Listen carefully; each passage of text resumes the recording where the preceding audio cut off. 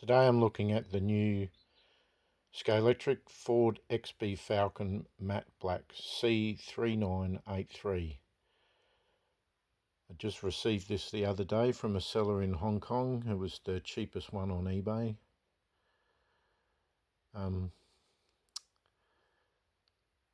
Once again, I'm a bit disappointed in the car. To start with, I don't like this version of the car. It's pretty sad because in Mad Max 2 you see the demise of what was a beautiful car. So I'm already prejudiced against it. But the biggest thing that sticks out straight away, the roof spoiler hasn't been weathered, and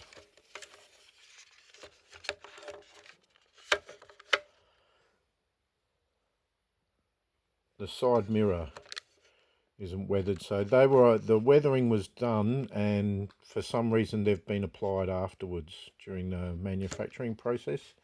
So that shows a bit of lack of forethought. The tanks are too small. The tanks took up the whole boot space, and they were the height virtually of the top of the window aperture. So that's a very glaring mistake.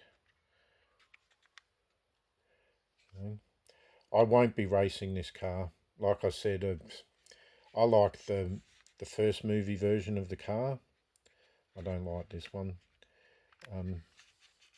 This would be the first Scalextric to exhibit weathering, so that must be a process that's been done by hand.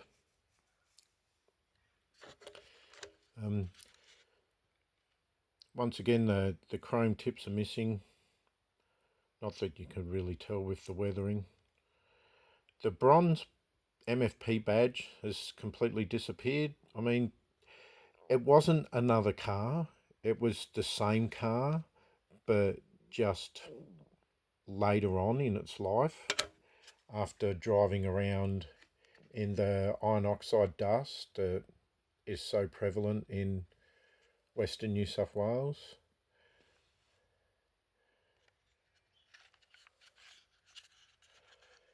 The front wheels are too wide, same as the first one. It's just the exact same chassis. It's even the same body shell. They actually designed it right from the beginning to have the different boot lid.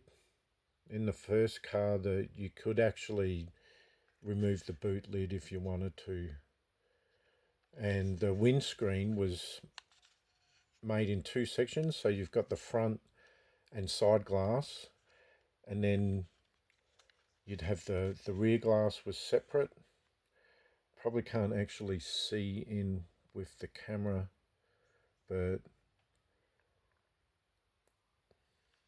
the rear glass was separate. I remember having a conversation with Chris Osborne in Thunderbird Slot Racing about the future release of this vehicle, and at the time he told me that was a hoax, that it wasn't going to happen, but I knew it would because I'd had my car apart so I could modify it, and I'd noticed that the windscreens weren't one piece, which is the normal manufacturing process for Scalextric, and that the boot lid was separate to the main body shell. So I knew they'd be updating. Most interesting thing about this is they changed the rear wheel. It looks like it's got a different rear wheel. It definitely has. Here's my one, C3987.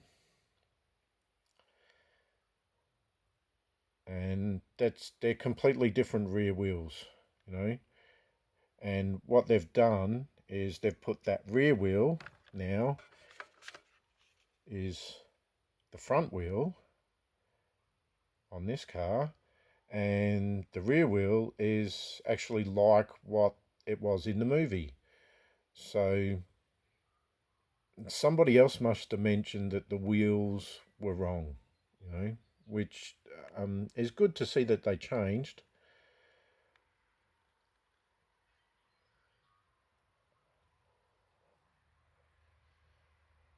It'd be good if I could remove the weathering from because I'd be very interested in putting those wheels, changing the wheels on my first car so they look more accurate. Just as the first car, it's missing the blower belt.